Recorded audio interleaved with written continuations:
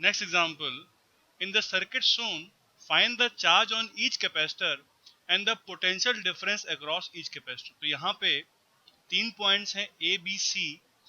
Point A पे potential 10 volt है, point B पे 5 वोल्ट है और पॉइंट C पे 20 वोल्ट है और ये 1 माइक्रोफैरड कैपेसिटर है, ये 2 माइक्रोफैरड कैपेसिटर है और ये 3 माइक्रोफैरड कैपेसिटर है. इन डिफरेंट पॉइंट पे फिक्स पोटेंशियल मेंटेन है, तो मुझे इस क्वेश्चन में हर कैपेसिटर पे चार्ज निकालना है. लेट अस से इस पॉइंट का पोटेंशियल x है, तो यहाँ पे भी x होगा, यहाँ पे भी x होगा और यहाँ पे भी x होगा. thus अगर हम इसमें एक इलेक्ट्रिकली आइसोलेटेड सिस्टम आइडेंटिफाई करें तो वो ये 3 प्लेट्स होंगी and these 3 plates will be electrically isolated. इन तीनों प्लेट के ऊपर आने वाला नेट चार्ज 0 होगा.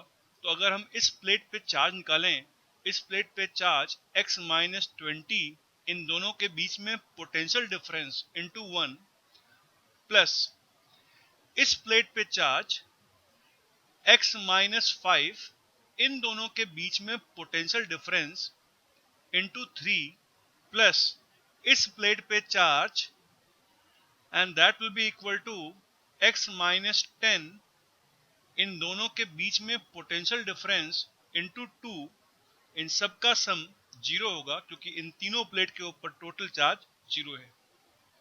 Will solve this and will get the value of x from this equation. और x निकालने के बाद अब अगर मुझे 1 माइक्रोफैरड कैपेसिटर के ऊपर चार्ज चाहिए, this will be the amount of charge on the 1 microfarad capacitor. x की वैल्यू सॉल्व करने के बाद इस एक्सप्रेशन में रख देंगे तो मुझे 1 माइक्रोफैरड कैपेसिटर पे चार्ज मिल जाएगा.